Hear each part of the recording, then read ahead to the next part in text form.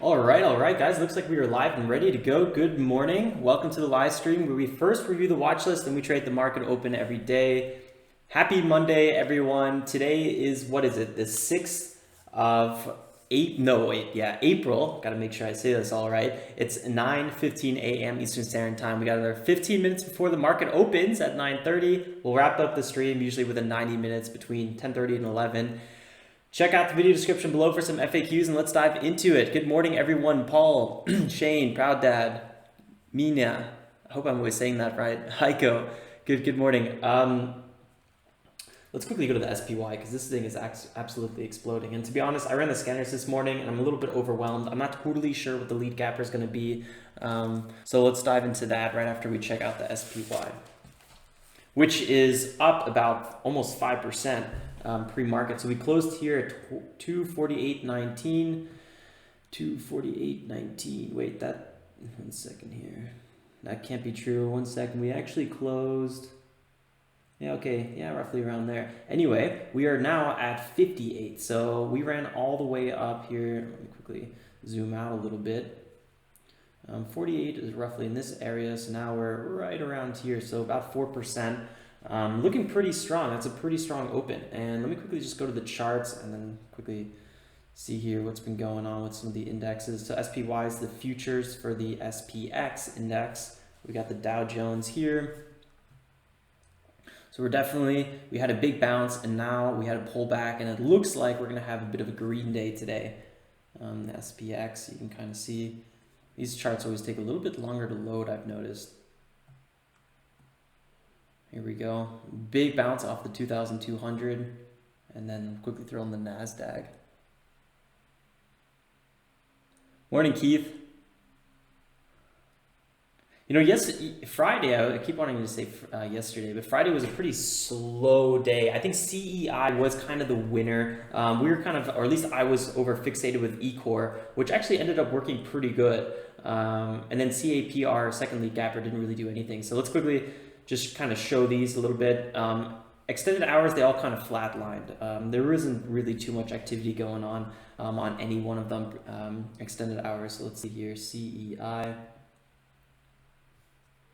Yeah, this was the big runner. I mean, pre-market, it didn't look too impressive till right at the end. It really just started shooting up, getting really strong here in the few minutes leading up to the market open. And that was kind of the biggest move. With the market open, let's see, what did it do? So we kind of had a quick little pullback and then just boom, 31%. I mean, this one was kind of a tough one to snag, I think. And then, here it just kind of constantly crawled up.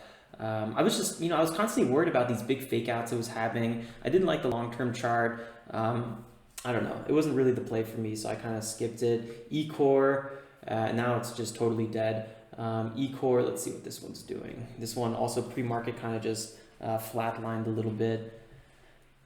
Finding some support around $1, maybe even more like 0.95 cents, I would say. But a lot of sellers here so far. And you guys saw this bounce trade in the recap video, I believe, so I won't really review it. Then we had CEI.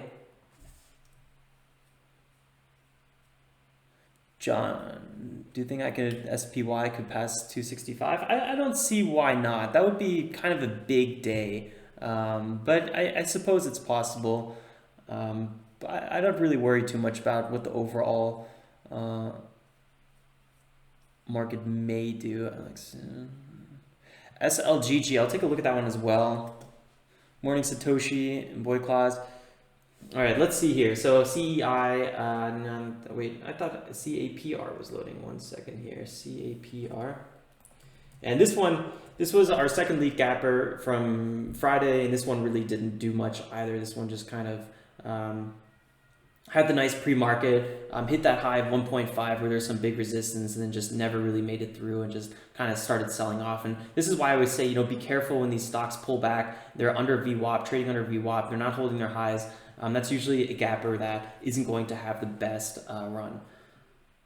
So I was kind of going through the scanner this morning. We had almost 40 stocks on the scanner. Now we have 66, so kind of a lot of stuff. I brought probably a lot of bottom bounces. A lot of these are a bit larger caps, not exactly what we're looking for. I would say pre-market wise, let's just go through the list. There's a few that had probably you know, some of the nicer charts were about 40% plus gapping up pre-market. So we had CODX.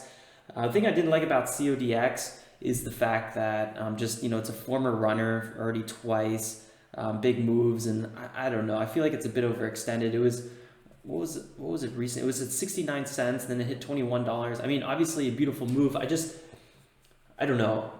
To me, I feel like this is a bit of a graveyard stock, but we'll see. Kind of, you know, it could be interesting. But I'm not going to probably put too much attention on it. We had SLGG as well. I was looking at. I did highlight this one.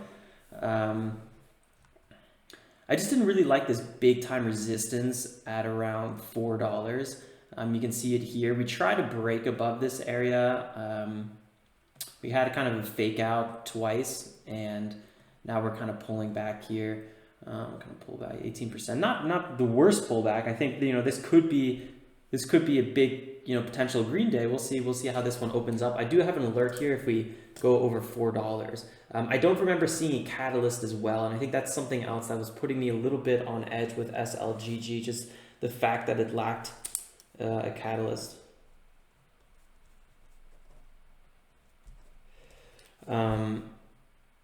Otherwise than that, you know, the chart, the market cap, the shares outstanding, all these kind of fit our strategy. So it does look kind of good. I was about to put BORR as our lead gapper, but then the pre-market chart was looking a little bit rough with that big pullback. Here, 28% pullback. Now can't get back above VWAP. I don't know. I think this is just a bottom bounce, BORR, honestly. And check out that market cap, 110 million. So way more than we wanted to be trading. Not to mention, well, actually, MESO, which I did put as our lead gapper, also has a giant market cap and shares outstanding. This one, their float is 81 million float. So you can see here the 107 million, 107 million shares outstanding. And then to look up the float, since TD Ameritrade doesn't tell us, I just, I say this every now and then, but if you're totally new here, I'll just kind of repeat it. I go to Finviz a lot of the times and I look at some of the other stats. So on MESO, you can see it's an Australian biotech, 81 million market cap. I mean, not market cap, 81 million float. Market cap is close to $500 million, kind of big as well. They do have a catalyst today, new drug application. FDA clears investigation of drug application, acute respiratory distress syndrome caused by. So, okay, FDA, good news on that. And boom, there we go. That's why it's gapping up so much. So this one ran all the way up to 6.5. So, you know, 57% gap up and kind of holding this area okay, you know, pulled back to 5.5, but it's holding the area pretty well, I would say. So this one, I think, even though with that huge float, could be an interesting pick. So yeah, I don't know. MESO, what did I say? It's like 50 something percent, right? Gap. Yeah, Australian company, and then Corona, FDA.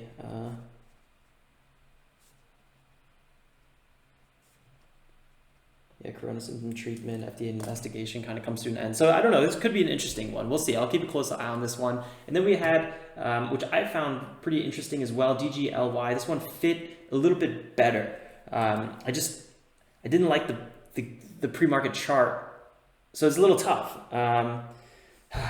It's not the perfect morning, I would say. 65% gapping up, so kind of similar to MESO. 12 million float though, that's much nicer. And let's quickly check the catalyst here.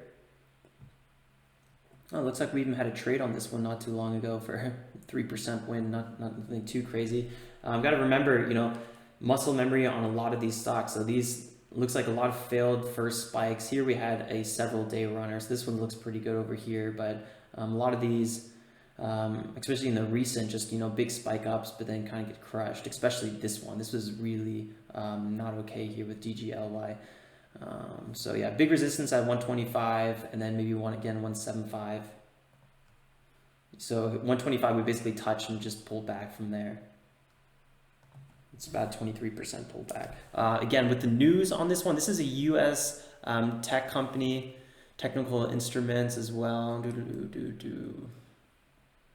So they have good operating results and provide protection combat. So they're providing protection equipment, gear. for first responders, and they're partnering.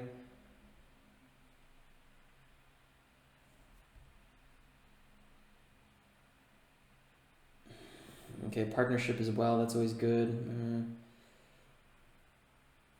With Trust Think products. Okay, though that's good. Partnership, coronavirus news, and an interesting 2019 operating results. So kind of a lot of stuff going on with this one. DGLY probably out of the gates might be one of the main picks here.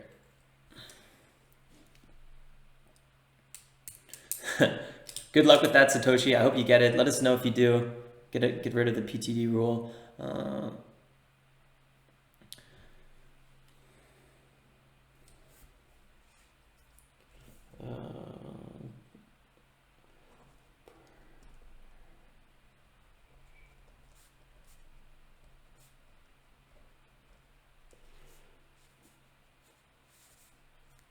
Yeah, I don't know. I mean, out of the gates, it's going to be, we'll see. I see you guys are calling out CODX and SFET. Yeah, like I said in the beginning, like I was looking at CODX. This could be an interesting one as well. I don't like the fact that, you know, I've seen so many of these that are kind of like on the backside of a move, and then they'll have a little pop up where big time support and resistance, and then either all day they just sell off. So I don't know if I'm going to be going long CODX. I might be totally wrong. I just, like, for gap and go strategy, it's not the clear lead gapper, right? So every morning I'm looking for that one, maybe two clear lead gapper that most small cap momentum traders are probably going to be looking at.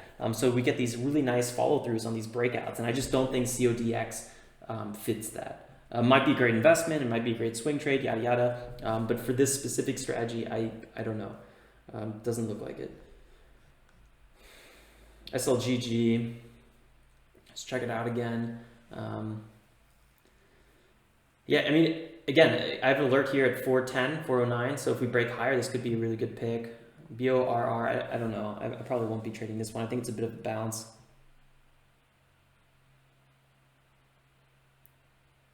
AKER just popped in the news from Supru. AKER.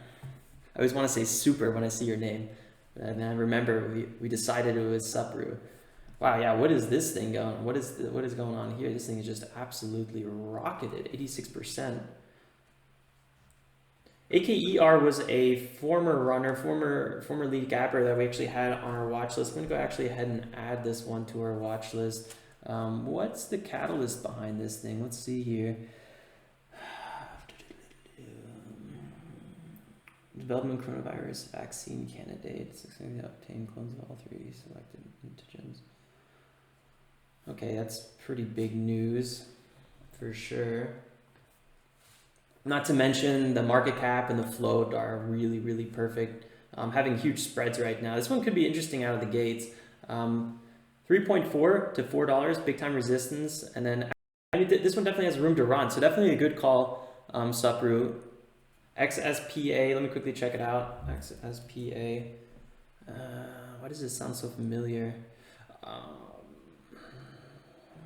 Did I look at this one pre-market? Not on the video, but I feel like I was looking at this one. The problem with this one, sub-dollar, I mean, you guys know I typically don't trade sub-dollar. A lot of traders avoid it because of the higher commissions you pay on some brokers, because you pay per share, and that could really add up. Not to mention, it'll be a little bit more shaky in the way they trade. But yeah, I mean, this one doesn't look bad at all. 100%, kind of finding some support here at 0.28. Could be an interesting move. I think today, out of the gate, I'm not going to be ready to trade anything specific, but I'll probably be keeping a close eye on MESO and DGLY, see how they kind of perform. So I'm going to, not too worried. I'll put XSPA on here. This looks kind of interesting for sure. I'm not sure if I'm going to trade it, but we'll see what happens here. All right, guys, we got another 16 minutes till the market opens. Take your picks, what you're going to watch. I'm going to see what the lead gapper is with the stats and the volume and then percentage-wise, and just kind of go from there. Good luck, guys.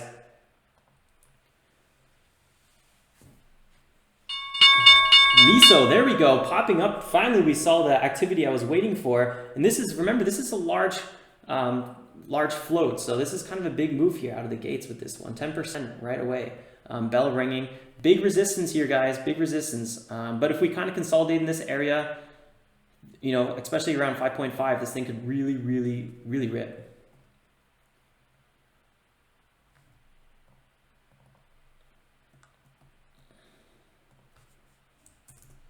I'm gonna have a 250 shares potentially ready to go somewhere in possibly this area. So we'll see what happens here.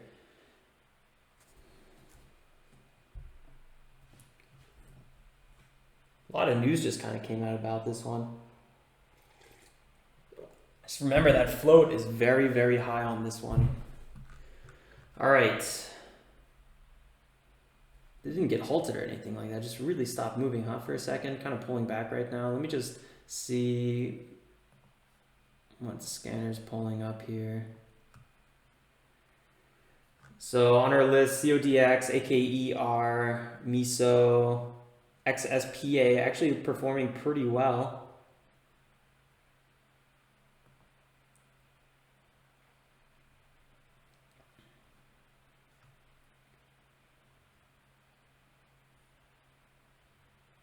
AKER as well, looking pretty hot. Pulling back here, MESO. Finding some big support though.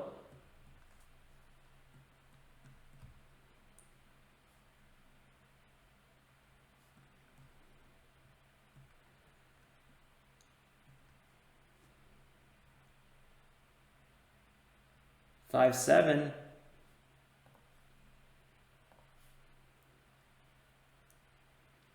Big selling volumes out of the gates.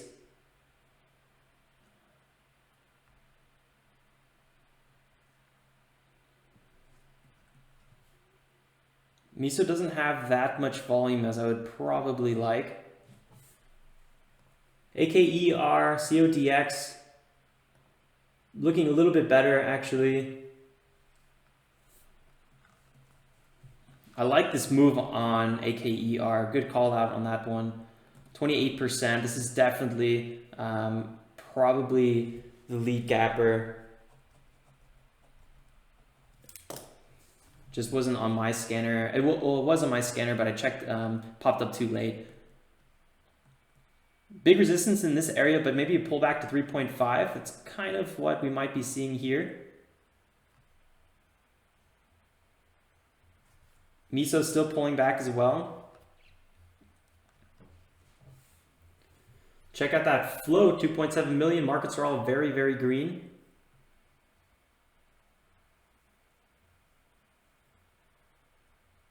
What I liked about AKER is the fact that it didn't trade a lot pre-market, which gave it a lot of opportunity to make some big moves here. So I might try to trade this one on a quick pullback here.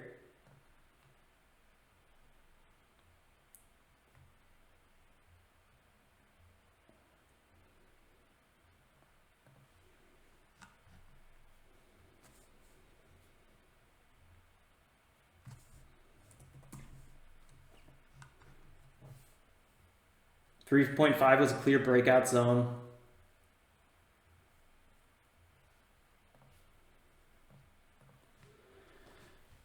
Just watching this one.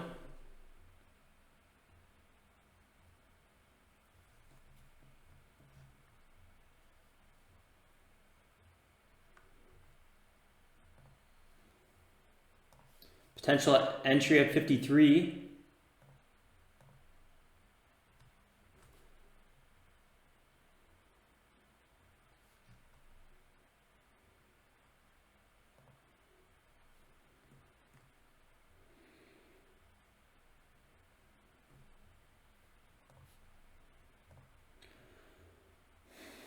Big resistance above, but I do like this one. Big, nice news. Really late, right before the market opens. Good stuff.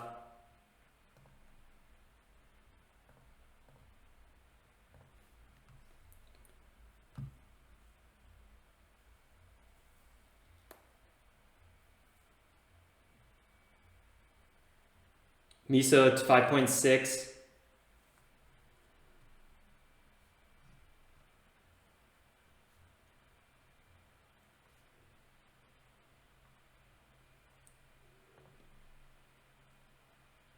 Looking for another pullback on AKER.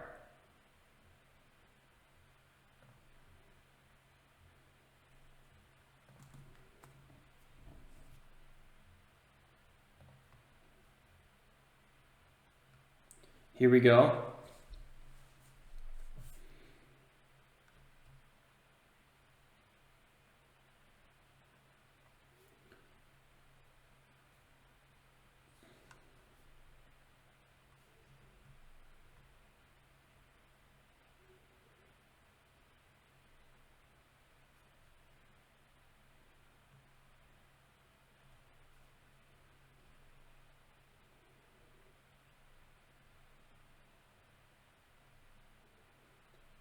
Let's see, this could be the bounce. Just keeping a close eye on it, not rushing into anything at the moment just yet, but this is AKER is definitely one of the lead gappers. Same with XSPA, I just don't really like the sub-dollar part of it. See if we can get some sort of 5-minute setup here. A little bit bigger support near the teens, so I might be looking for some entry around there. But I do think that this area could hold pretty well.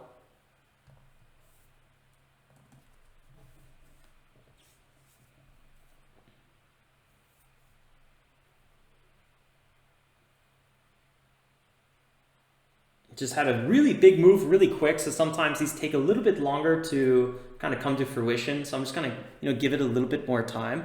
Might need to consolidate a little bit more in this area.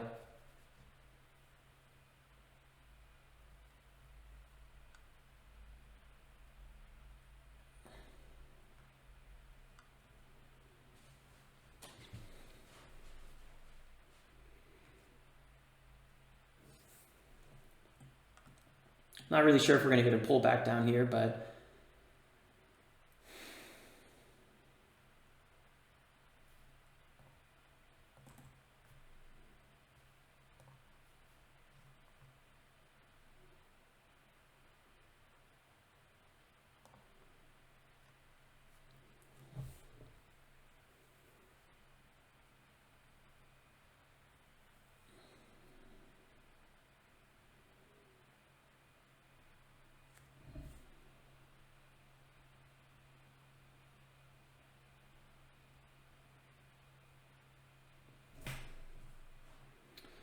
would like to trade this on the breakout, but right now I do find some big support here near the low threes. So I'm going to look for a potential entry on the low threes. I'm not sure if we're going to get it. It's fine if we don't get it. I'm just kind of, there's a little bit of potential in this area, I would say.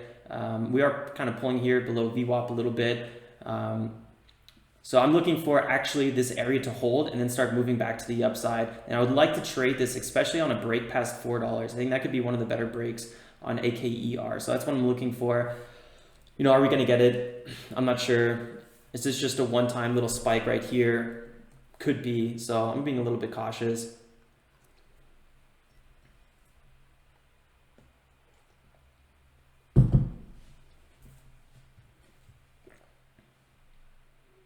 MESO at 5.5. It's kind of what I was looking for.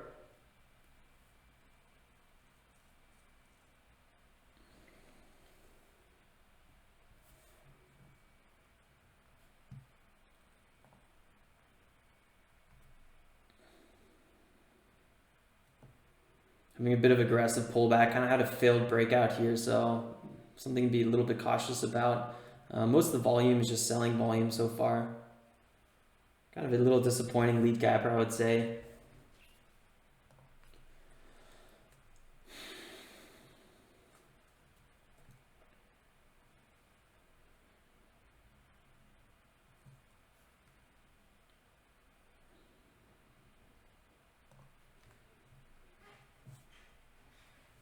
Yeah, MESO definitely is. I would like to see MESO above 5 to 10 million right now, and it's really kind of stagnating. So that's why I'm looking at really AKER, XSPA, and CODX.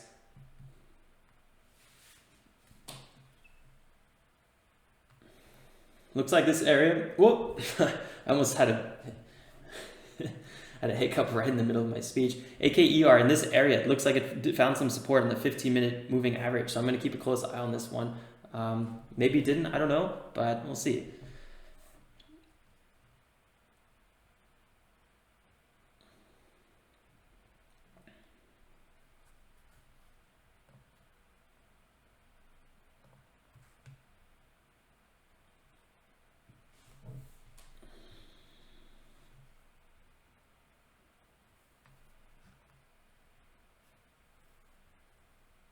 I have no open limit orders right now. Still just kind of watching.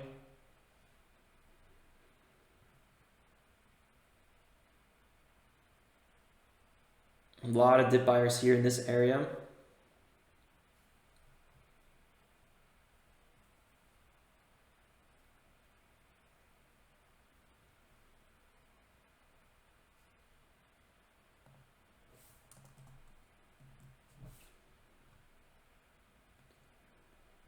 Still a lot of selling volume.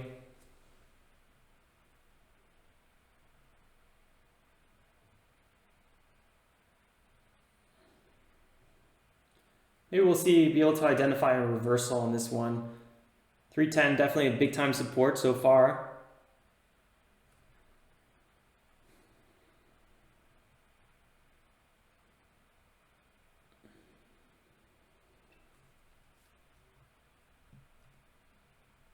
$3, can it hold? That's the question.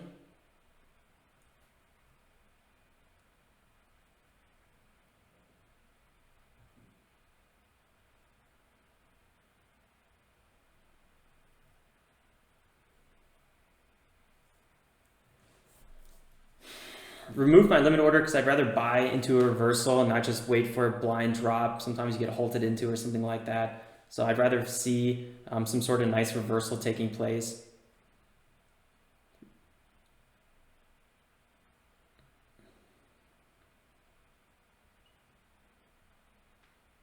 Here we go. This looks pretty good.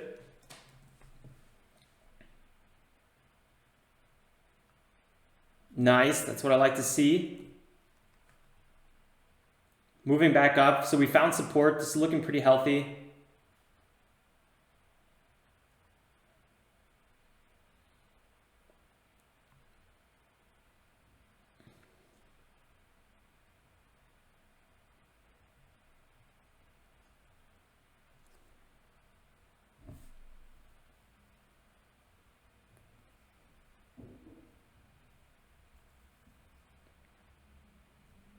Definitely so far so good with AKER. I like how this area held. Big volume coming back in here. No rush though. I'm going to look for a 5-minute setup.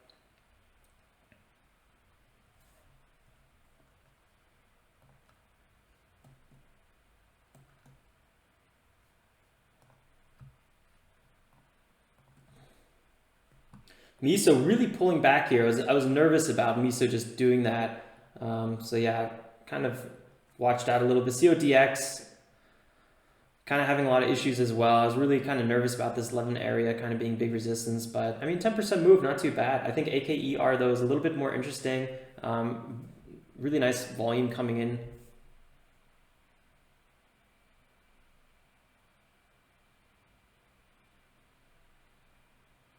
I think we're definitely going to be trading AKER at one point. I'm not sure when. Don't really have some sort of need to get in.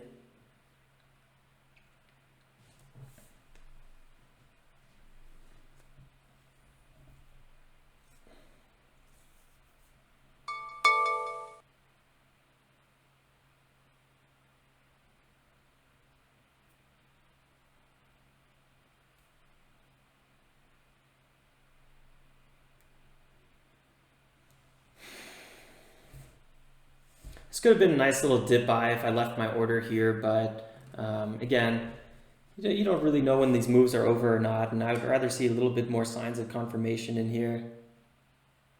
Nice, Shane. That's a really, really good entry at 303. Really solid stuff.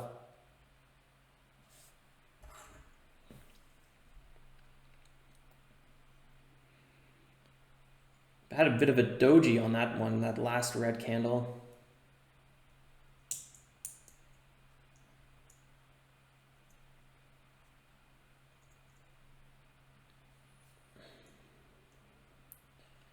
Could be a bit of a bear flag here.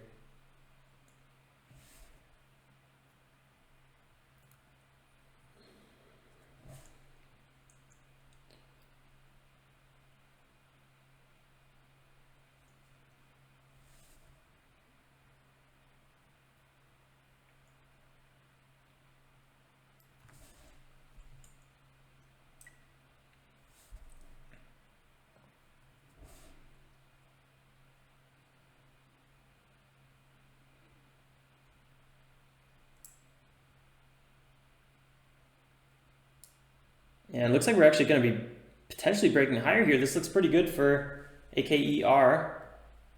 So far, we're keep finding some support. I'm still going to wait a little bit longer, see if I can identify some sort of good 5-minute setup. Just give it a bit more time.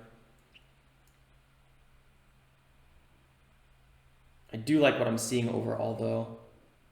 72% up on the day, pretty solid.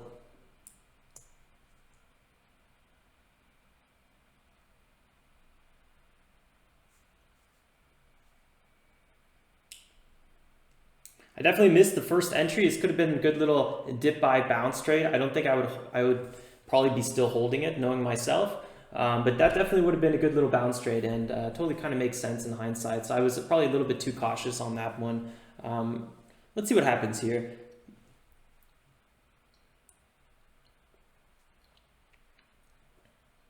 It's about 9:46 a.m. Eastern Standard Time.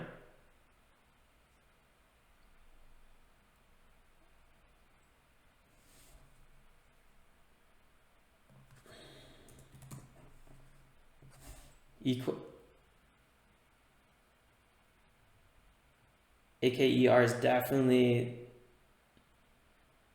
definitely positioned to break higher at one point if it wants to. So we'll see. I would like to buy it on a break above VWAP at one point around 3.5. If that's my first trade or second trade, I'm not sure yet.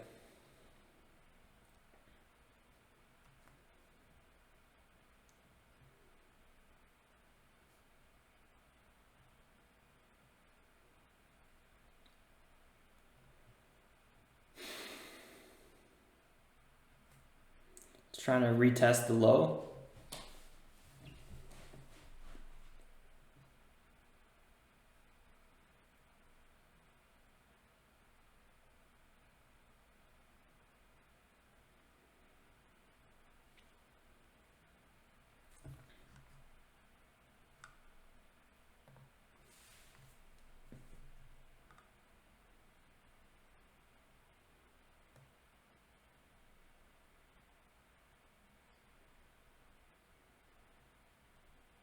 Big sell-off here.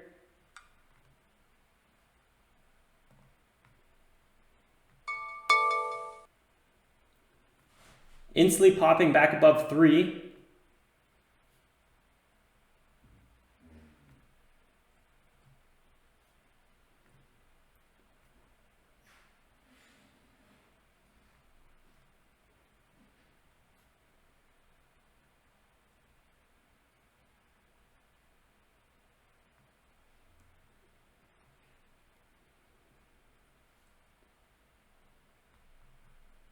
Looks like it's going to have maybe another dip here.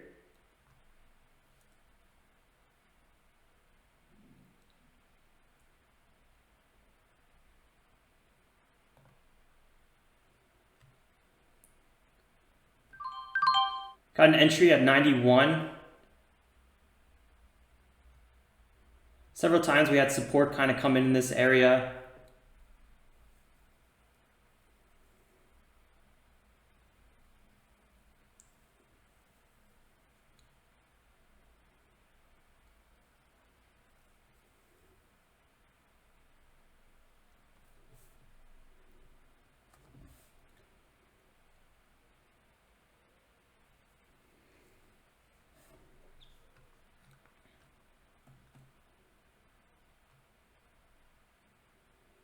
Pulling back a little bit one more time.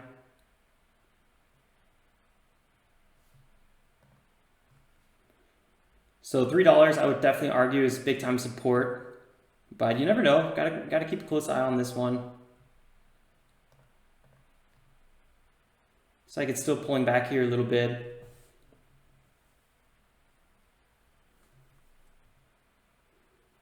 Do have a bit bigger of a position size today on this one. I would say a proper full allocation. So P&L is going to be a little bit more heavy, to say the least. So let's give it a little bit more time here. I think it had a pretty nice sell-off. I'm waiting for a bit of a reversal, about a 30% pull-off. So that's kind of a bit more than I typically look for. So I do want to be very cautious on this one.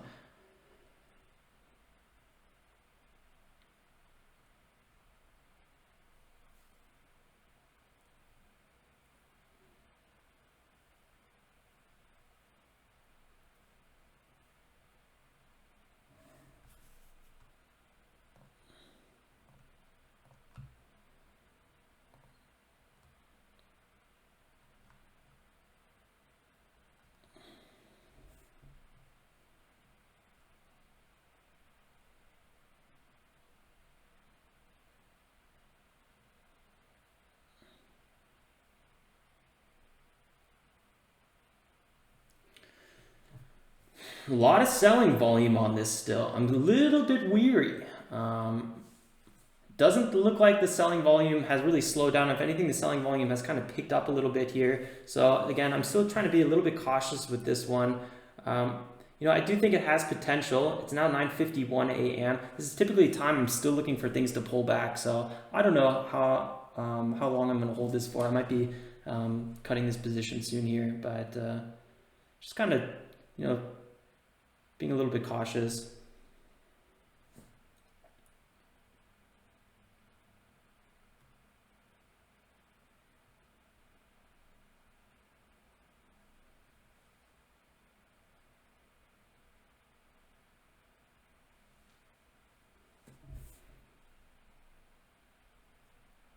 It was definitely a very, very aggressive dip it had. I was not expecting a dip like that.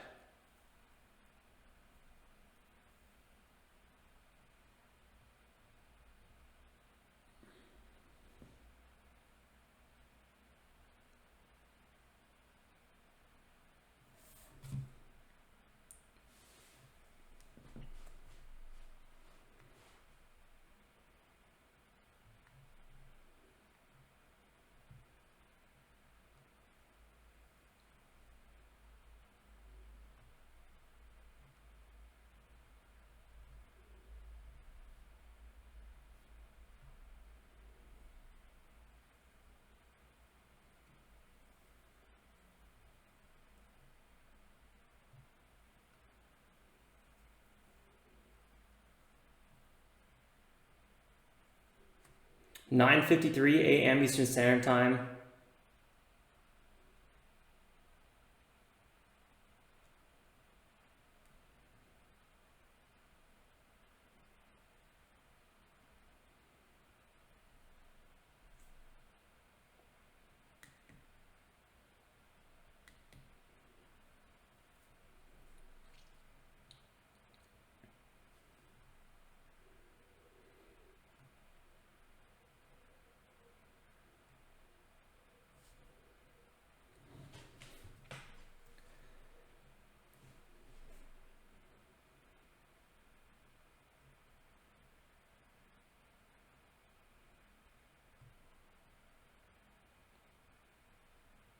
A little bit of buying volume coming in here, a bit of a potential trend reversal, but it's really, really tough to say.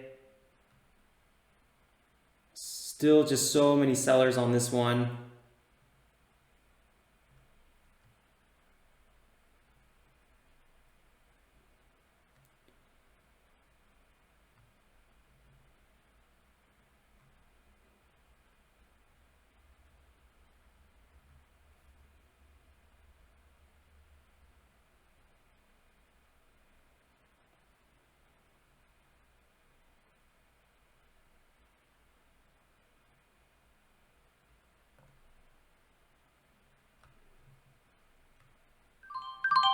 I'm actually gonna have to close this position. To me, I felt like there was still a little bit too much risk in this position. It might break out to the upside right now. I don't know.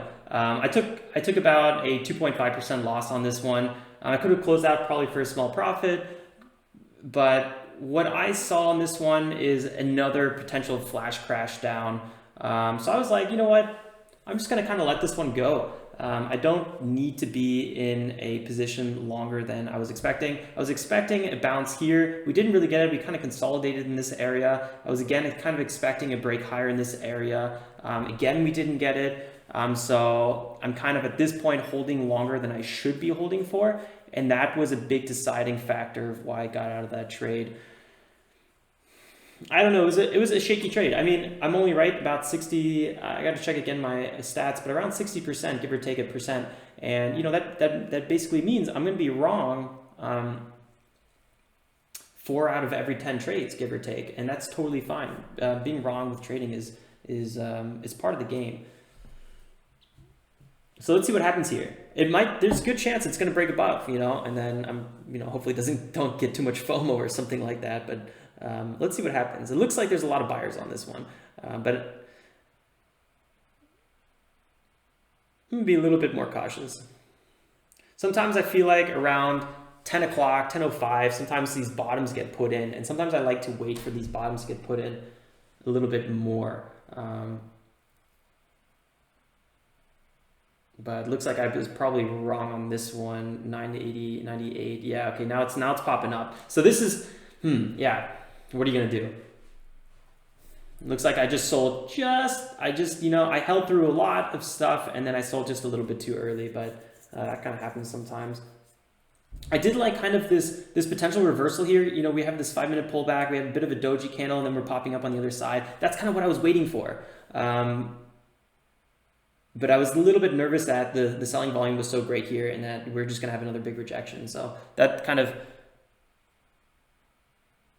was kind of my thoughts behind it. So yeah, pretty nice run. This could have been pretty decent profit.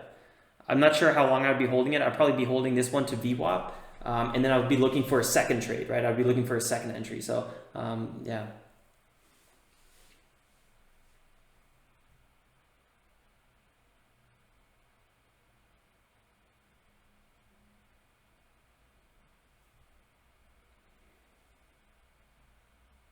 So far, it's looking really good.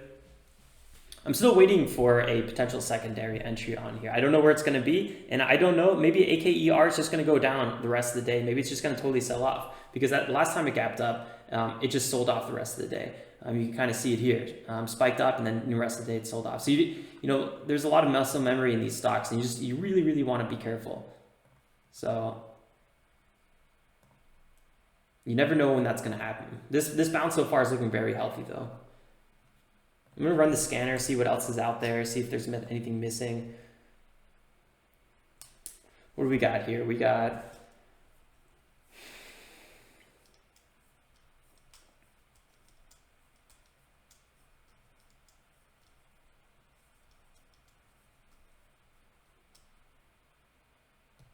AKER, CODX, XSPA.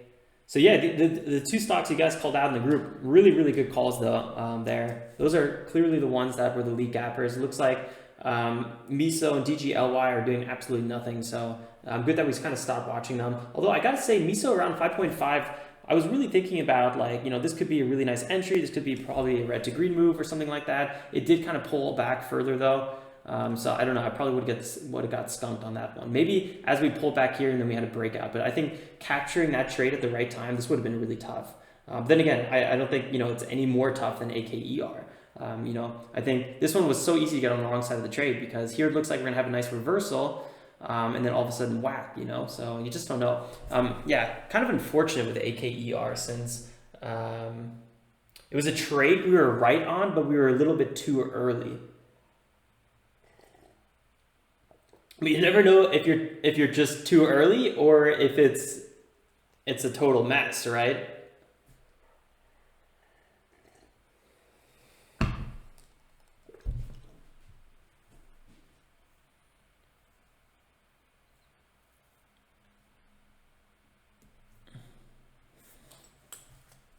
How did he know to get into 91? I didn't know. I just felt like we did. You know, I was expecting this to be a second big red candle. It didn't happen, and then I decided to get back in. I had a feeling that we were going to have a pullback. This bounce to me looked more like a dead cat pullback, dead cat bounce, and I don't know. I didn't feel like I needed to get in on it, but this one, yeah, I was waiting for that, and I don't know. It's a bit of gut feeling, and there's definitely some luck involved. And at the end of the day, it's all percentage based. So we're here pulling back again. This pullback's quite aggressive, actually.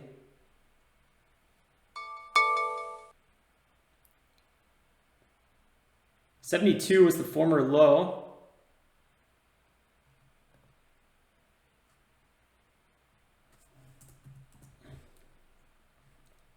If we get a better price, I would like to up my shares. I'm not sure if we're going to get a better price.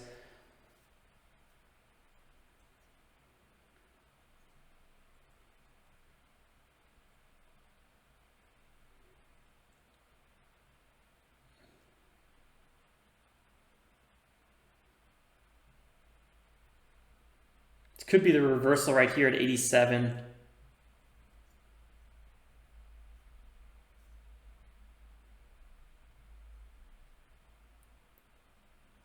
PROP halted on news.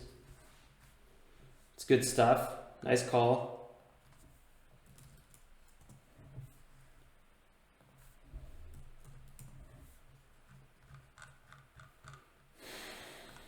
Yeah, no, I'm not going to be trading PROP.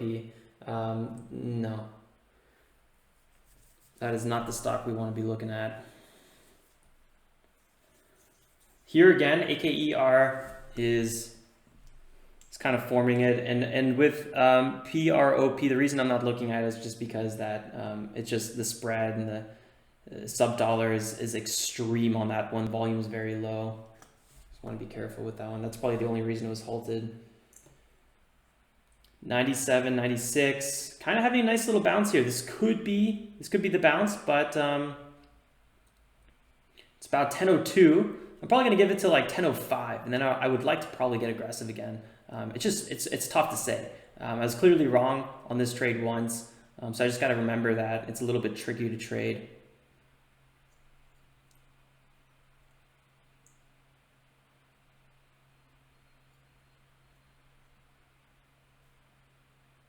I probably won't be trading AKER unless it has a clear break of VWAP and is kind of bouncing around the 3.5 area, or if we see a healthy pullback to maybe around 2.5. I think those are the kind of the two things I'm thinking about doing with AKER.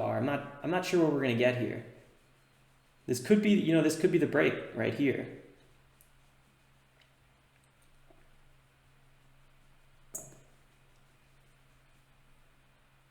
There's definitely some momentum building up.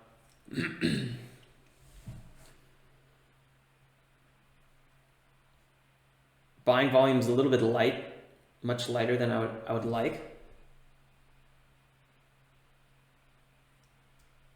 And AKER had a really nice morning momentum here in this area at 100%. So sometimes these things need to consolidate a little bit more.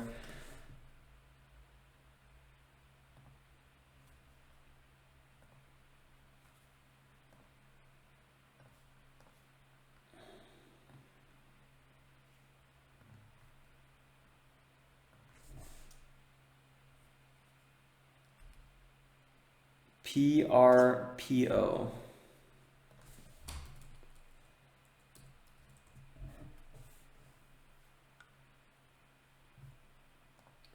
Yeah, ridiculous move on this one. What was the news on this one? Again, something, this is classic stock that I typically don't trade though. Launches new Hemi screen regional rental program. Whew, that was a tongue twister for my brain. It could be interesting. AKER, I got 2 alerts on this one just in case it doesn't move and I'm not kind of like paying attention. Either we break to the upside, we break to the downside. Either way, right now we're kind of in a choppy limbo area, and I don't really feel like this is an area I'd want to trade it on. So I'm just going to kind of let this one ride out. Let's kind of see what some of these other picks are doing. XSPA, interesting open here. Volume fading a little bit. It's about 10.05. About 0.4 is an interesting breakout area for XSPA. CODX really having issues at that $11 area. I wouldn't be surprised CODX just kind of pulled back. And this is kind of what I said pre-market. Like this is, I really don't like these chart patterns. These kind of backside of a move, then just kind of tapping these resistance zones. It's just, they're not fun. They're slow movers. Yeah. MESO. MESO is interesting.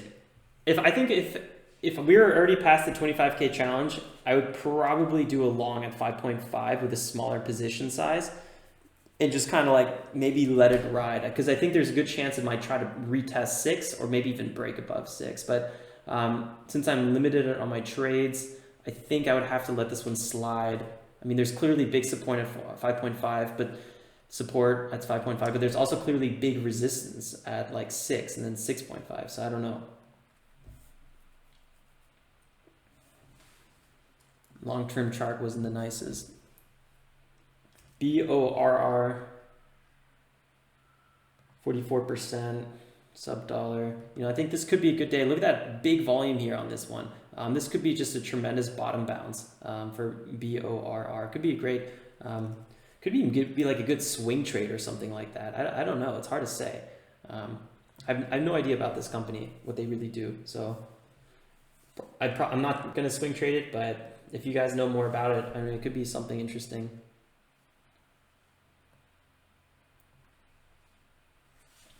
AKER trying again to do something, getting a little bit of, I mean, the volume's falling off a cliff here, so that's one thing to consider. Like boom. And then we have kind of a falling chart overall.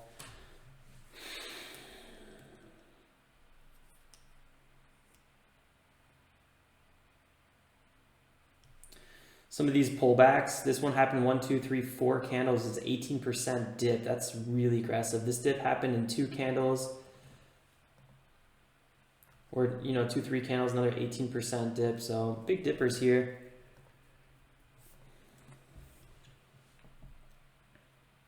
Keith, XAN.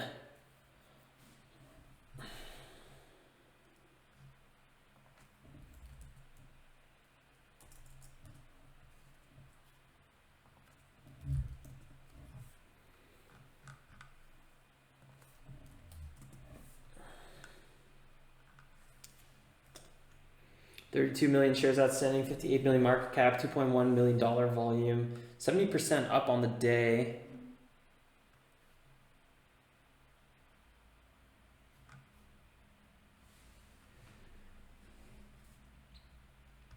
No specific catalyst. I'd be a little bit weary on that. Oof, that long-term chart is rough. Definitely looks like it's finding some bit of a bottom here at $1. I don't know, what are the listing requirements on New York Stock Exchange? NASDAQ's, you have to be over $1, or else you get a nice little letter. And then potentially delisted if you don't go above it. Again, XAN. Yeah, interesting. A little bit lighter action on it though.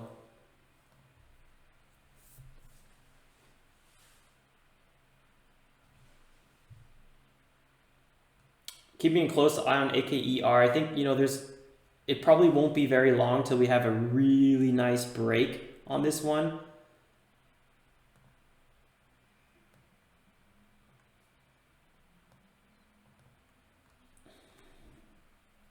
With that fading volume for sure. XAN is a REIT. Day trading REITs. It's like an oxymoron, but yeah, no, I mean, I don't see why not. It's just a funny thought sometimes.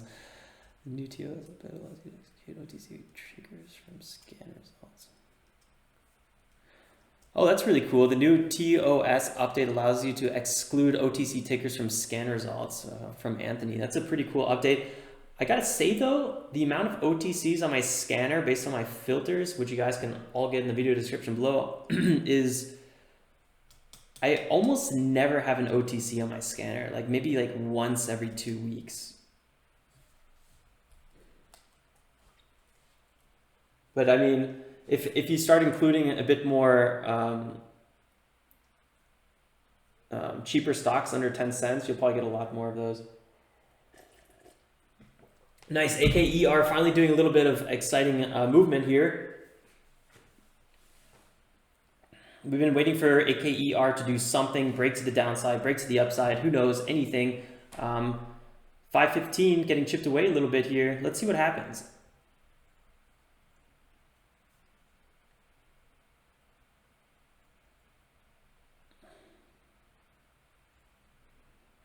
It's about 1010. I do think there's a good chance that we might see a really nice move on AKER soon.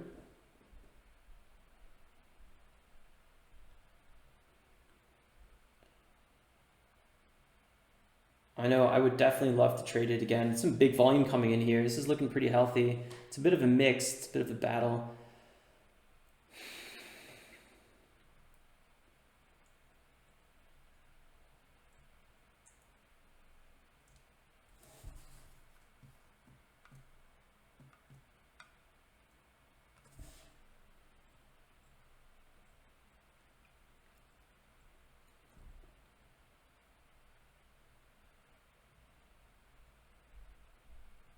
Definitely looking good. Here we go, 320, 319. Yeah, big buyers coming in here, guys. This is looking really, really good for AKER. Ooh, if we held on to this one, we'd be up 30 cents. That would have been a really good trade.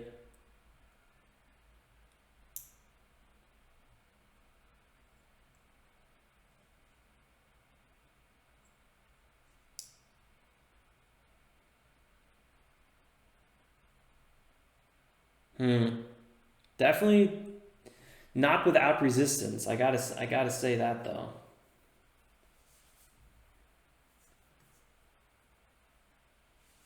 $318, $319 doesn't look bad. Could break VWAP right here. This could be it. $325. I'm rooting for it. The pullbacks are always really aggressive, I gotta say. 320. It's trying again here. Probably a lot of people taking some profits though.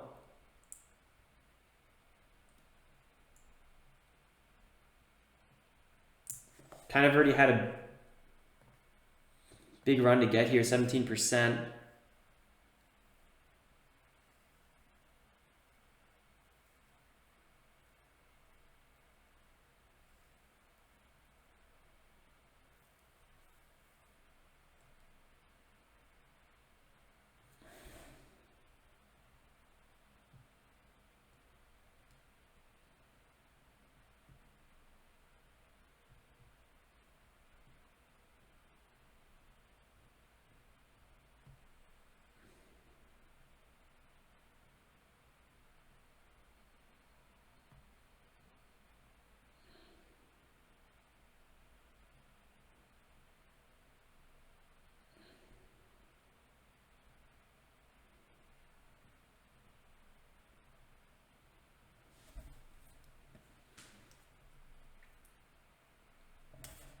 Anyone buying this potential VWAP breakout? It's a tough buy. I personally think I would be a little bit on edge myself. Sometimes they work really nice. It's not my favorite style though. I typically avoid VWAP potential breakouts. I'll buy a VWAP breakout pullback a lot. So let's say we ran up to 3.5 and we were pulling back to maybe 3.25. I'd probably buy that. But I don't have good luck with VWAP breakouts. But look at this. This buying volume is looking really good. And I don't really know if we're going to get another pullback that's going to be, in these former low areas. I can't believe we even pulled back to 74, 72 area. Oh yeah, this looks like we could have a little dip here. This should be interesting. Whoa, whoo, that dip was much more aggressive than I was just expecting. So yeah, all of a sudden you're down 9% in just like 10 seconds. That's really, really aggressive.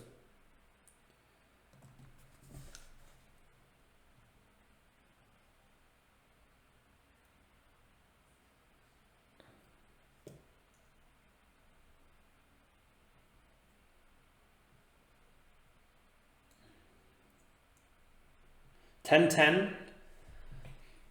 I would have expected AKER to maybe make a bigger move a little bit earlier. I don't really see this one, at least at the moment, running past VWAP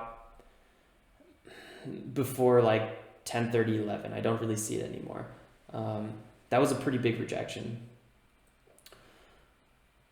So I think if we trade AKER, I would be trading it on like a bigger bounce, maybe at 275 or I don't know, 2.5 maybe. I don't know, that'd be a pretty big pullback. I don't know. I don't know what we're gonna do with this one.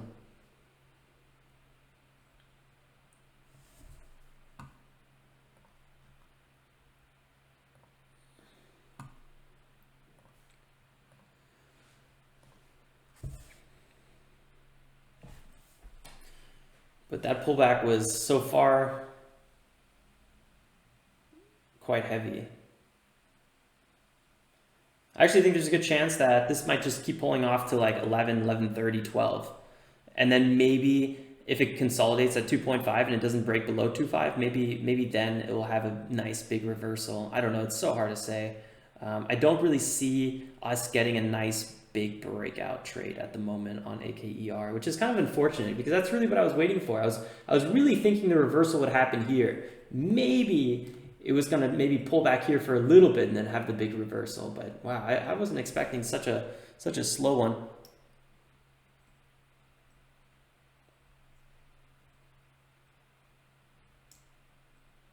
Had a really nice open with this amount of volume.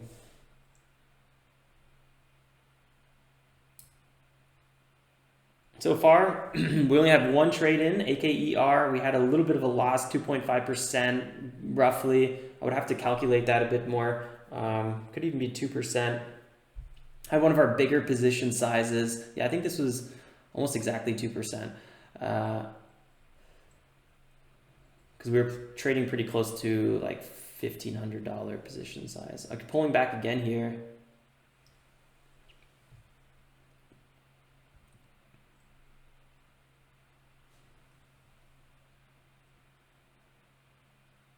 This could be such a slow trade here, like a trade. Like this could be a good trade. I just don't know when. I don't know how long we're gonna have to wait for it.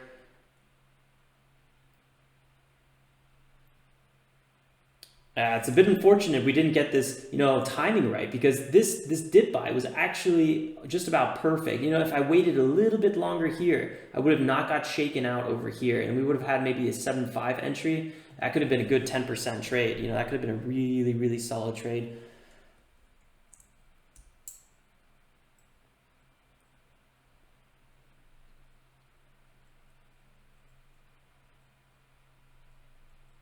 Nice, Satoshi got some good trades, and then yeah, Shane, I feel you on that. I totally feel you, Shane, on that. Like that's what I'm thinking about this one. Shakeout before the breakout, Corey. Most likely. Most likely.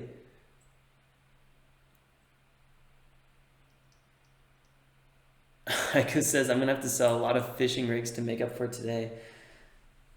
Ay, ay, ay. That's not what we want to hear.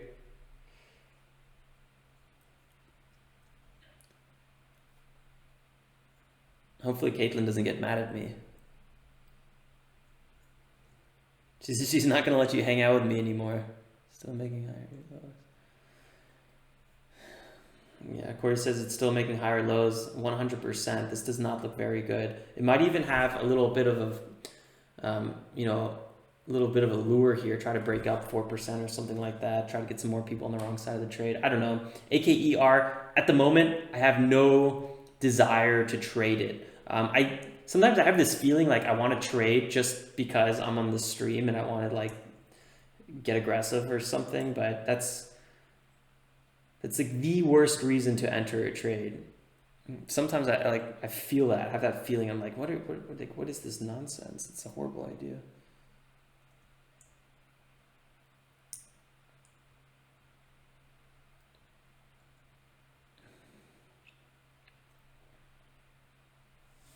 Yes, higher lows. Sorry, I think I read that as lower highs. I don't know what I was thinking. Yeah, you're right. And we had a low here, low here, low here, and each time we have a higher here, higher high. So that actually is a bullish sign. But we're still actually having lower highs here, here, and then here. Although you could maybe say that this is a bit of a reversal in this area, so could be interesting. I won't be trading it though. Unless we get a really, really clean, aggressive break above VWAP. I think otherwise I won't be trading it. But that might put it back on my radar in the short term. I think this might be more of like you guys might hear me talking about this in my recap video, like what we ended up doing on it, because right now I don't really see a clean setup on it, unfortunately. But dollar volume looks good, market cap looks really good, shares outstanding looks pretty good. I mean, this thing really is what I'm looking for. Here we go, trying to break higher.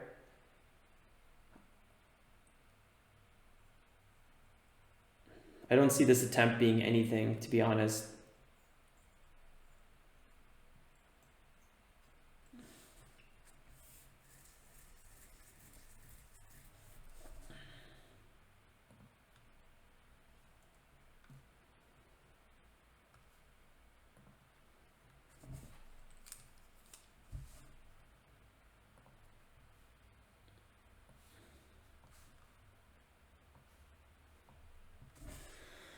Let's see some of the news on this. Announces progress on vaccine development for coronavirus.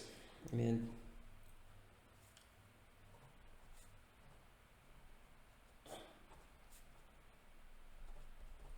it does sound pretty good, right? Especially with a low float. I mean, huge potential on that. It's still up 66% on the day, though. So you got to remember, you know, it did already make a somewhat of a move.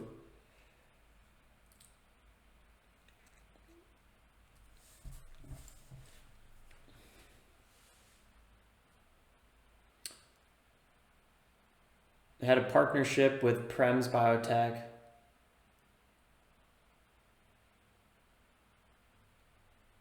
Which obtained clones of all 3 coronavirus 19 antigens chosen for its vaccine candidate.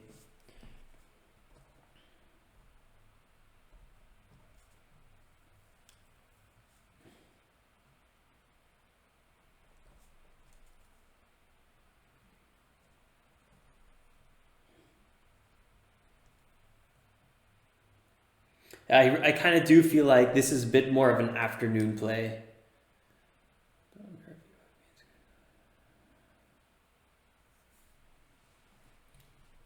Or not. I mean, it's trying. It's really trying here. The 15-minute EMA could be acting as a bit of support, some newfound support. Here we go. 620. This looks like a very potential breakout. Ooh, oh boy, oh boy.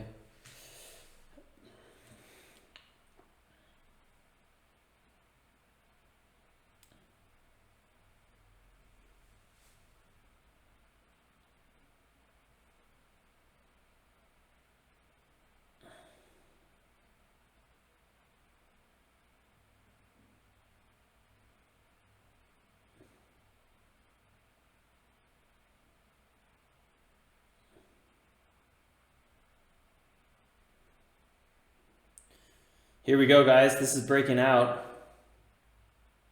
At least it sure looks like it. Again, not a pattern that I typically trade.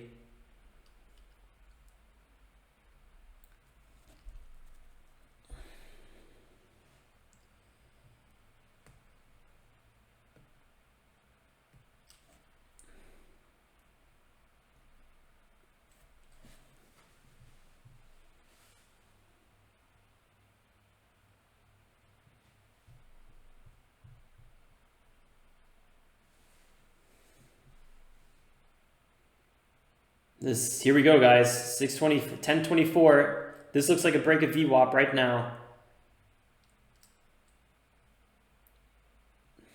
Big moves.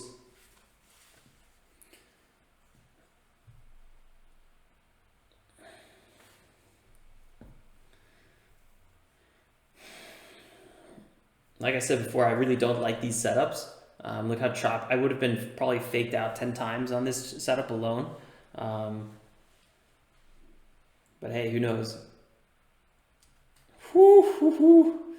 There we go. That was the fake out breakout of the century. That's just not what I like to see.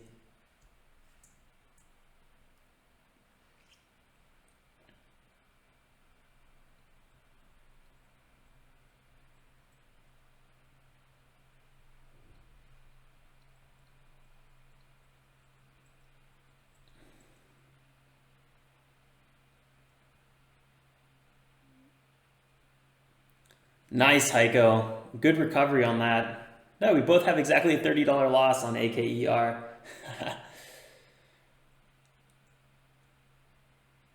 Rejected again.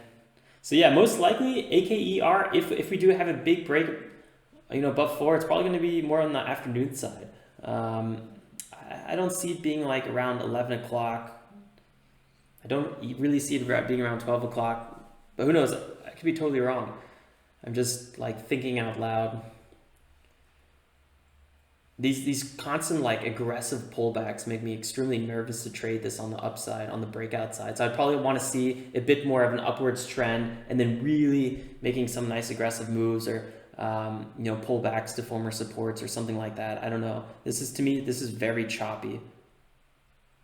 We had a really nice open on an AKER, and this is probably where I should have been trading it, right around $3. We had a quick pullback here into the 290s, and then just instantly, blam, 30% in 4 minutes. Like, that's what I should have been trading. I just wasn't totally sure what I wanted to watch pre-market. I think that was kind of my mistake today. AKER just came on the scanner way too late. I kind of missed that. Oh, whew, that happens. Shane, nice. I like that crystal ball. Very good. A little sip of coffee and then tea.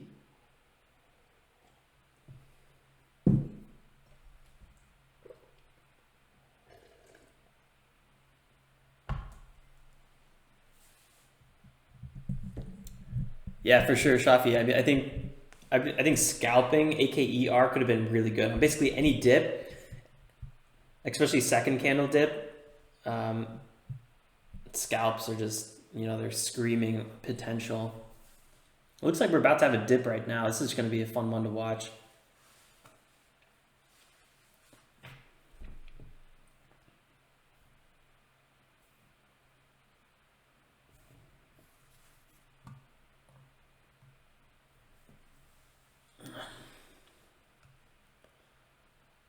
Be right back.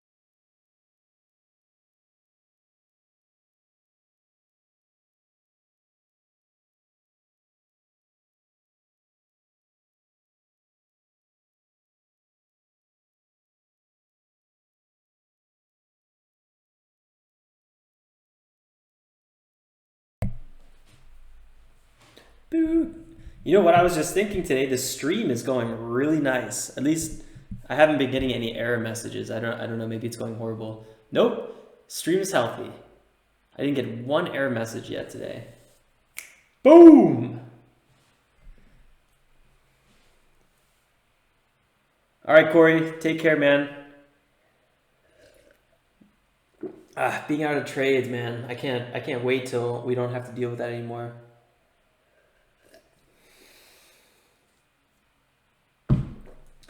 AKER trying again, man. This is actually kind of impressive. You don't really see these things consolidate under VWAP for so long. You know, either they break out or they pull back and just get destroyed. But this is really just kind of trying to mess with everyone's mind a little bit here. I don't know. I'm a little disappointed how I traded this one. I think I don't know, this reversal could have been really nice, and I just bought a little bit too soon.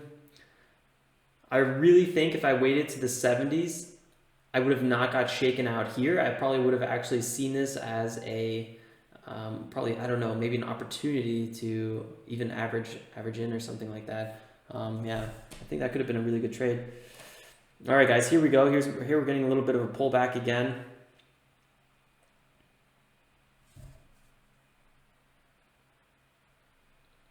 So it would be a pretty clean double bottom in the 80s.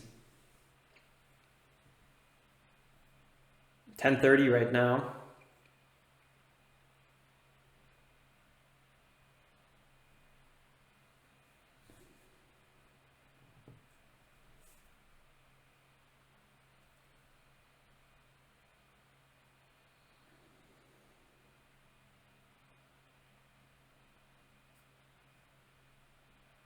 Gideon, AKER equals poo. Appreciate that, Shane. You hear what he says, guys. Don't forget to hit the like button on the way out. Or right now, you know, might as well get it done with, right? I feel like a little bit of a crack baby watching AKER. Like, come on, I want to get it. Just a little bit lower. This is not healthy. This is not good. Just kind of checking out the scanners again here. What's going on here? YRD. No. Volume still loading. I was like, what? This doesn't look right. All right. Now we're getting some nice numbers. CODX has a big market cap, and that's kind of why it's taking up the dollar volume, I think. AKER, XSPA, PLAY. Nothing that we're not looking at. TRTX. TRTX.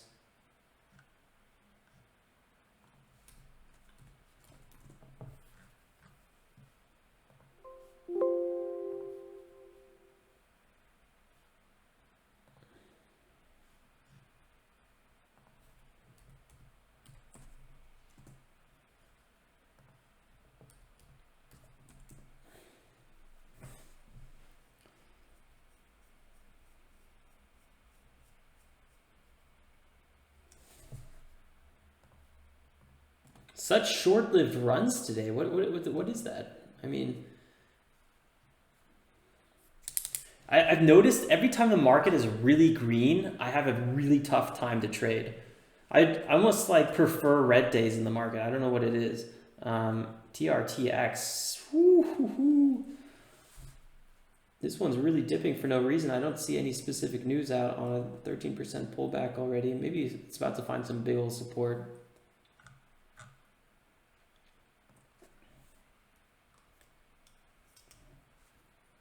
$3.5, that could be a good bounce spot.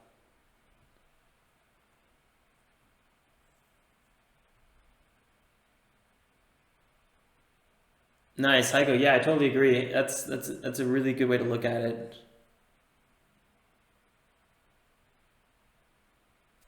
Yeah, volume is low. Just good things to keep an eye on.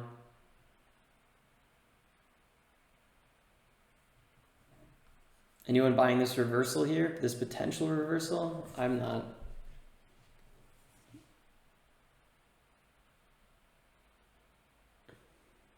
That's really what all trading is about. You know, it's making sure your losses aren't that big, one, and then two, just, you know, consistently taking profits. Boom, boom, boom.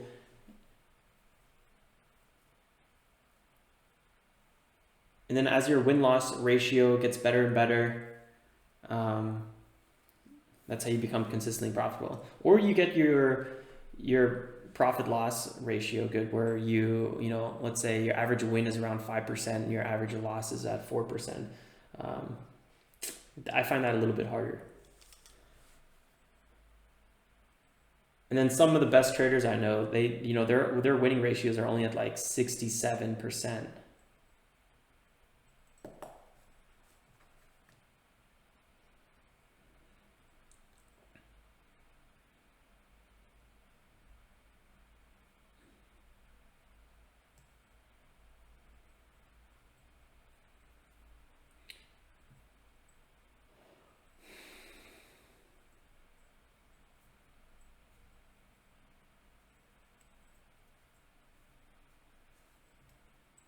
Yeah, AKER, this thing could just be keep pulling back for the next 15, 30, 45, 60 minutes. You just don't know. It could just have a bunch of these little bear flags and just constantly pulling back. Right now, it looks like kind of the start of that, I would say, because, you know, we got rejected here, then we put in a lower low, and then we're getting rejected here, and we're about to put in a lower low as well, or not, you know, not guaranteed, but this trend could just be, you know, beginning. But on any one of these, you know, potential scalp of like 2% could be possible. It's just, you don't want to try to do that 2% scalp risking 4-6%, which could easily happen, especially, you know, one of these quick spikes to the downside. I mean, look at that. That was 11.75%. Ooh, that's a big dip. And then it pulls back again. It bounces here a little bit and then pulls back again. Total of another 10%. Ay, ay, ay.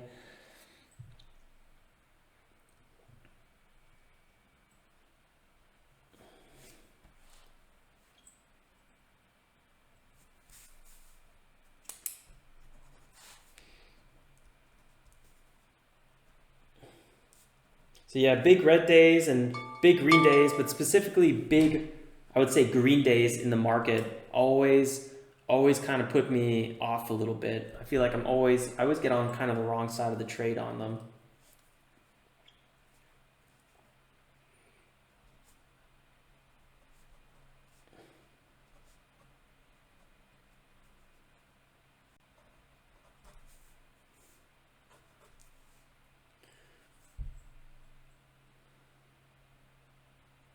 Matt, what do I think AKER will close at today?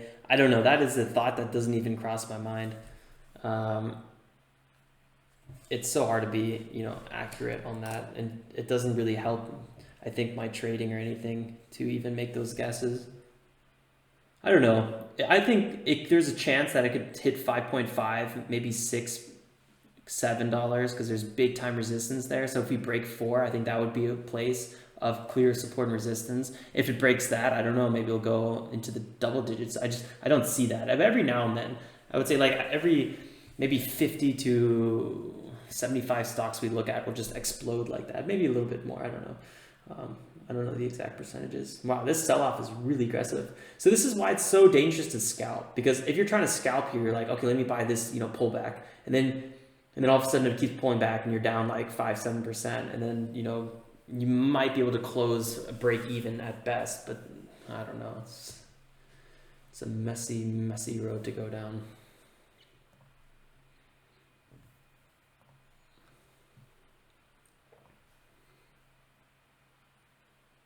Here we go. First little bounce. So we had a clear double bottom here, huh? Look at that.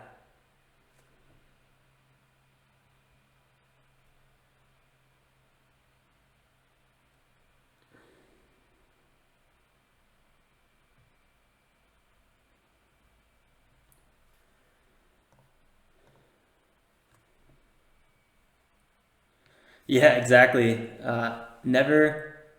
Never assume anything. Shane's right. And then, yeah, it could also be at 50 cents. I mean, yeah, I doubt it'll go below a dollar because we had $1.50 here, but you really don't know. Like, what if AKER just comes out with a, direct offering like we've been seeing a lot last week, at like $2, it'll just get crushed, sell off to $2, and then who knows, maybe it has another bad news that warrants were executed or something like that. I don't know. It's just, ugh. I try not to really look for scalps, but yeah, volume is really important. I'll look for dip buys, but I don't really look for, like this dip buy, I wasn't looking to scalp, and that's why I kind of got out for a loss. I was looking for a potential reversal, and then maybe take 10-15% off of it. I wasn't trying to buy in a quick pullback and sell into the quick bounce, unless the bounce was 10%. But I don't really view that as scalping. I don't know. I think scalping is more like in the 1-2%. And I feel like if I get a 1 or 2% trade, I kind of look at that as a scratch or kind of a loss, like something didn't go right. But I guess everyone's like, it's so subjective, like this terminology. But yeah, I'm looking for volume. I'm always looking for like peaks, right? So like here we have peaks, and then this peak, the volume goes down a little bit. Sometimes on the red candles, I like to buy on the biggest peak. So that would have been this one, which on this candle would have been wrong, but just kind of watching out for trend shifts. These biggest peaks would have been the way to go. This one kind of builds up. Oh, I don't know. It's tough. This would have been a pretty scalpy way to trade, because this would have been a clear double bottom at 271. Then we had a nice little bounce here. Actually, this bounce is pretty big. Like, I think that's the nice part about AKER. It just, even the small bounces, like this does not look like 7%. And that's what I like about AKER. 1041. Typically don't trade this late. All right, Shane. It was good fun having you here today. I'll see you tomorrow.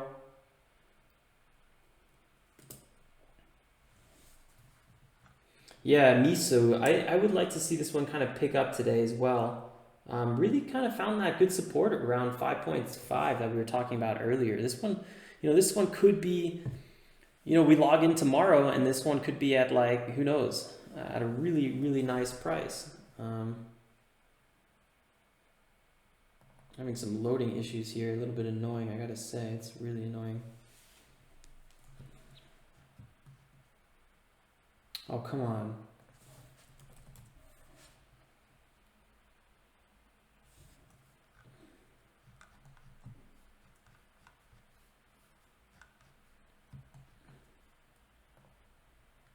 Yeah, 5% move so far. Yeah, so this is what I was saying. You know, if I had unlimited trades, I probably would have done a trade with MESO at 5.5.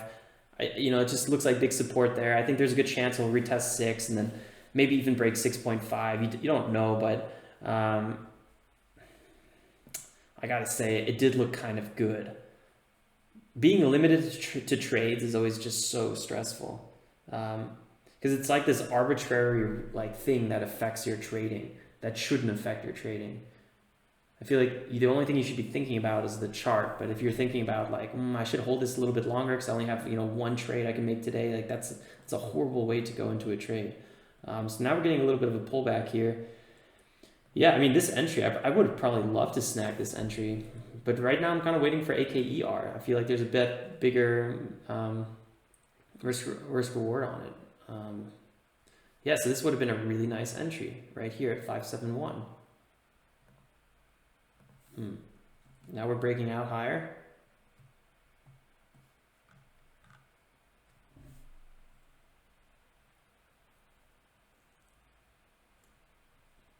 Yeah, I'm looking for at least 5 to 10%. Sometimes I'll close out earlier, but that's what I'm looking for. I'm not looking for a 2% trade.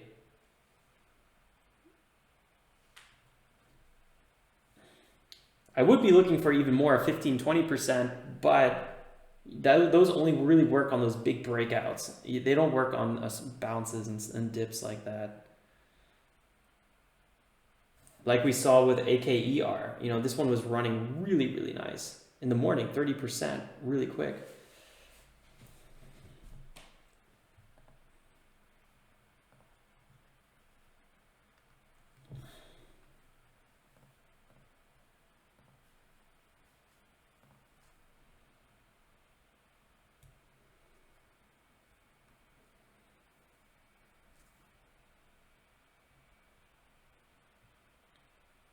MESO. MESO hungry. Yeah, MESO is a weird one, huh? Kind of a weird ticker. Actually, when I spelled the ticker this morning, I spelled MESU, MESU, and I was like, wait a second, there's something wrong here. Yeah, so MESU or MESO. Now I'm saying it wrong. This, like I said, this pullback right here looked really, really good, but I only have one more trade to make today, and that's yeah. Would have been up 7% on this one already, and I'd probably still be holding it. This looks like it could get halted here. I don't know, big resistance above. I don't think I would just be looking for a home run trade on MESO, but I do think there's some good potential on it.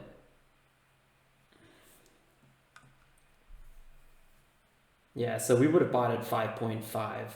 Oh, we'd be up 11%. Oh.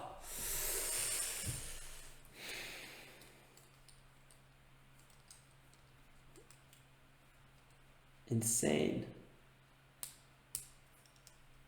Really nice volume pumping up on this one. Where's it coming from? There's no new news. I think this one was just waiting. It was just kind of like sauteing.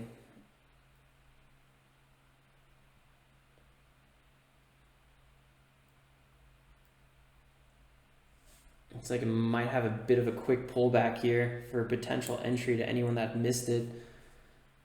I would definitely be having a lingering limit order in the high 5s.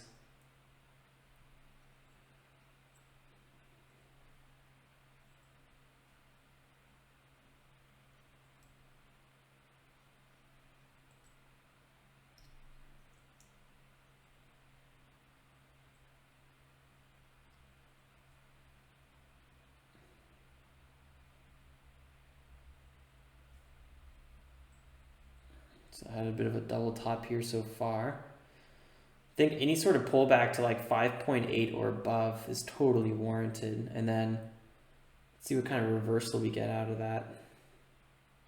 Ooh, here we go. 5.9, 5.87. Whew.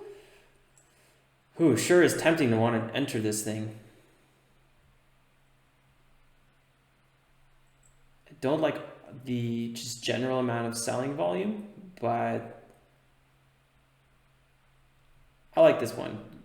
Good potential setup. MESO had a big float though. Remember that 81 million float, gapping up 60%.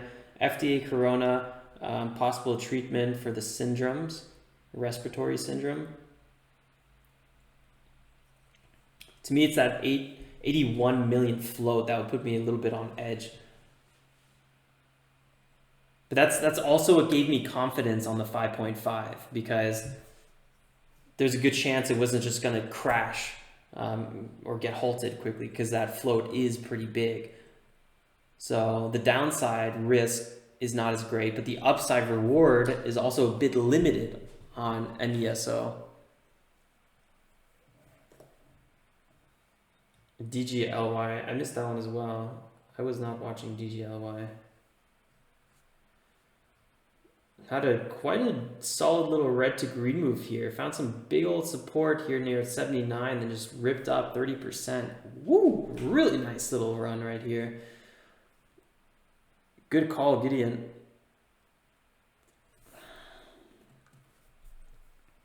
So yeah, I mean, the stocks we were looking at definitely worked. The timing is a little bit difficult today because it was a very slow morning.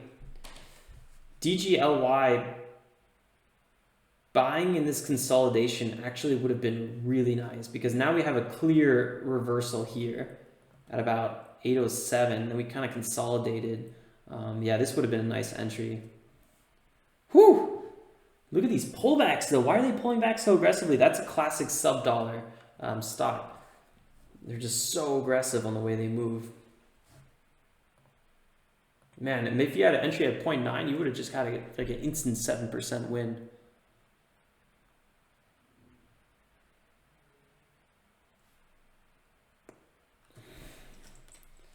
That was a really sketchy pullback.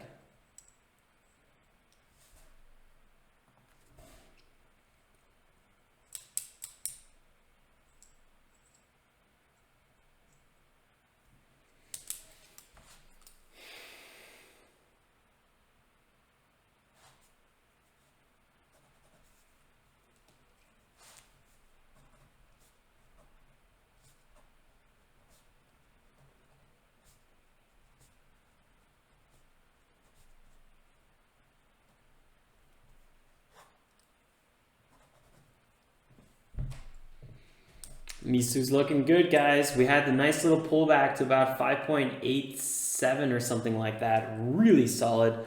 Instantly bouncing back up. I think this one could be a good runner. Again, I'm not going to trade it because I'm limited on trades, and I'm looking for a potential AKER bounce off of maybe somewhere between 2.5 and 2.7. I'm not sure yet where.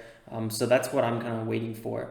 There's a really good chance it's not even going to happen on the stream. I think this trade could take... This could be like at 11:30, and I typically don't even trade at 11:30. But you know, if I see good opportunity, I will. Otherwise, then you know we're not going to do another trade today.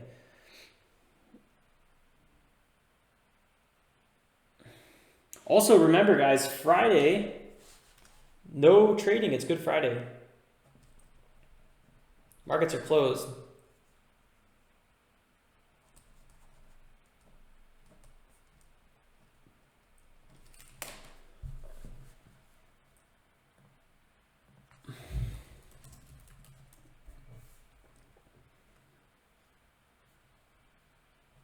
If anyone forgot what Good Friday is, it's a Christian holiday commemorating the crucifixion of Jesus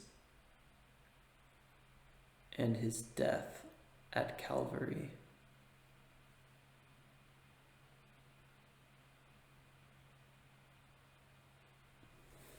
That just sounded really gloomy.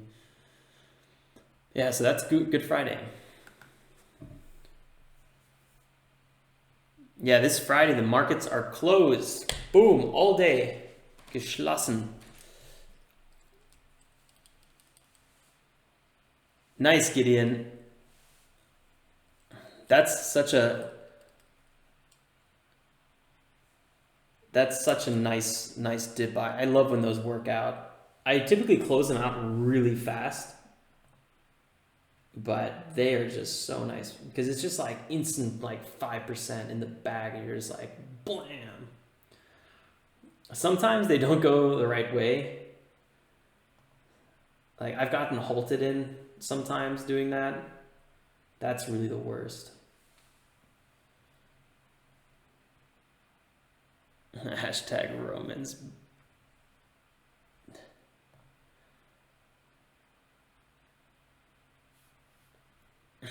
Bros. You know, religion is what it is. You know, it's for some people it works, for some people it doesn't. As long as people aren't forced into anything, I think that's the important part. Captain hashtag Romans. I should have never mentioned Easter.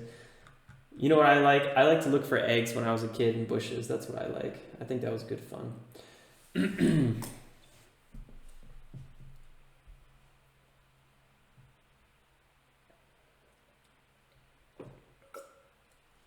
Yeah, Gideon. Yeah, it's a classic.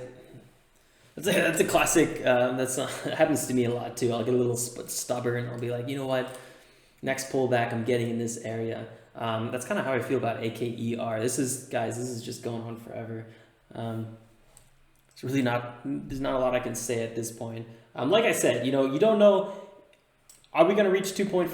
I don't know. And if we do reach 2.5, is it going to be in the next 10 minutes? It's going to be 15, 30, an hour? You just don't know. That's why I was saying there's a good chance that, you know, I'll probably be wrapping up trading here pretty soon. And then maybe in the recap video, we'll get a nice little cover of this one. Otherwise, you know, there's not really anything too interesting going on. I gotta say though, like AKER, those first 3 minutes, I really wish I got a bit more aggressive here. This one really kind of caught me off guard though. I gotta say, like, it wasn't on my, I didn't scan for it because it literally happened at, what was this bounce? This was at 9:25. This all happened 5 minutes before the market opened. 1, 2, 3, 4, 5, and then boom, market opened. So I didn't have time to really look up AKER. It's so unfortunate. I really would like to trade that one in the morning. Whoo, guys, look at this, 282. Some big old sellers just kind of piling in over there. Just watch out with that. This does not look fun.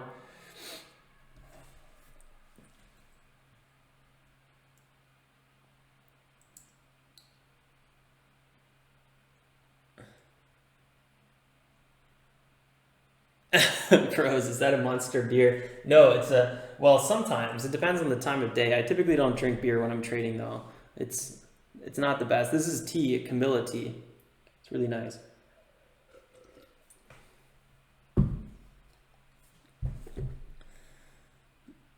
On TOS, is there a way to see the daily P&L? Yeah, daily P&L, you just go to monitor and then you see all the trades. And you guys could see all the trades I did today, which was one.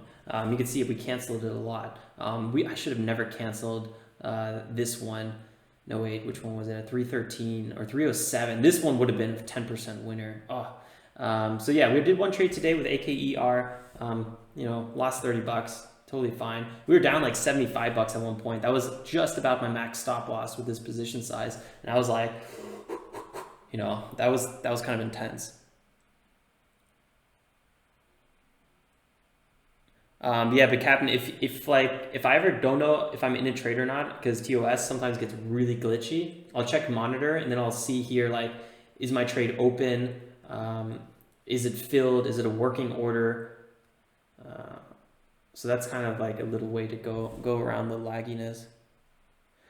No, I don't think my TOS was freezing this morning. I think TOS was good and gravy actually. I didn't have any issues with it. Captain, how do I make these lines across my chart? All I do is I use this tool, price level, and to get to that, my mouse, I have a scroller, and if I click the scroller, this pops up. Or you can go here and drawing tools, but that's a lot of work.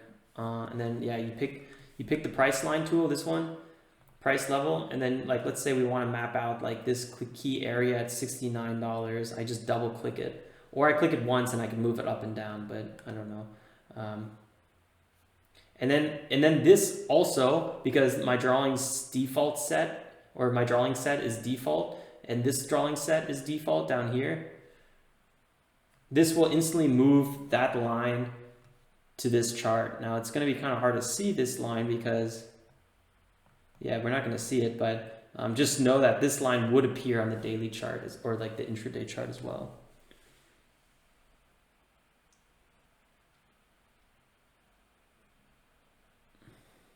Yeah, it happens though. Heiko's AKER is about to take off. There's a good chance it might take off at one point.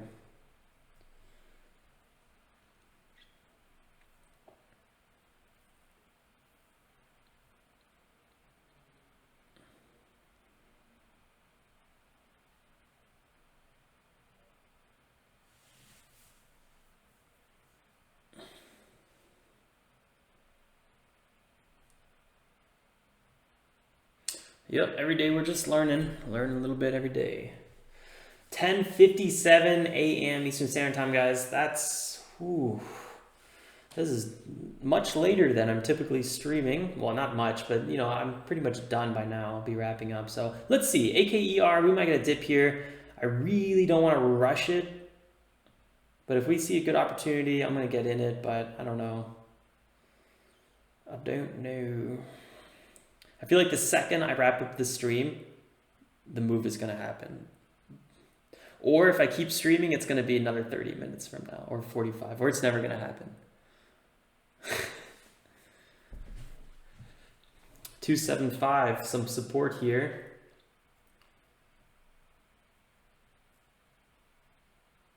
Volume really fell off a cliff, huh? So this was the original place the volume fell, and then we had the nice big spikes higher, and this was actually not a bad move. This was about a 6-7% move, really not too shabby in 3 candles. 7% in 3 minutes. Beats 7% for a whole year, and then like SPX.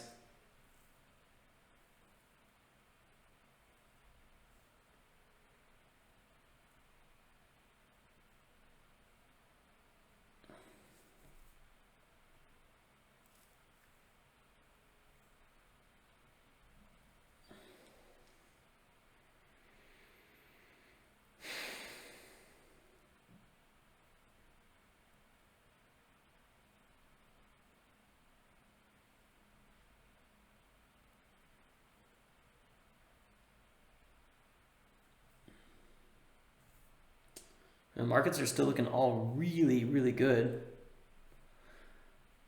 Yeah, it's pretty dead. SPY might be climbing.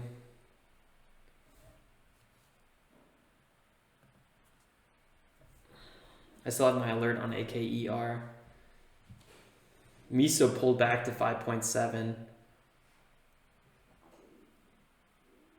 So we definitely weren't wrong waiting on that one. SPY, yeah, SPY had a bit of a pullback, huh? But also a decent bounce here. You know, this is sometimes referred to as a scallop pattern. I'm absolutely horrible at scallops. Just like check out scallop trading setup. I find them very difficult to trade because I feel like they happen over a longer period of time. And I feel like that's probably the tricky part about it. It's a bullish setup though. You can see it. It's kind of like we have nice little breaks to the upside, have a bit of a pullback. These are called scallop patterns. I don't do well on them, but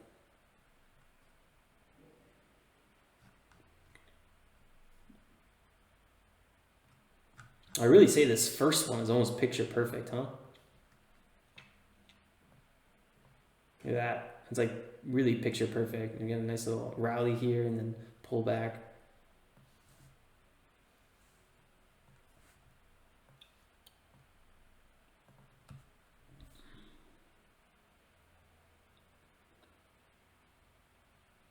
Nice. Visa, MasterCard, they had some pretty good bounces recently.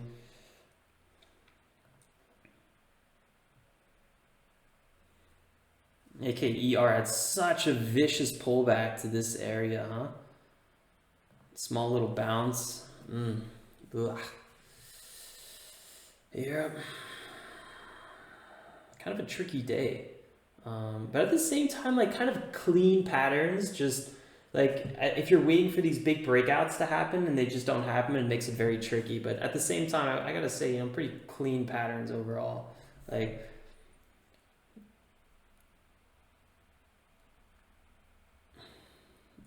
AKER was a bit choppy. This is probably the choppiest one we had today.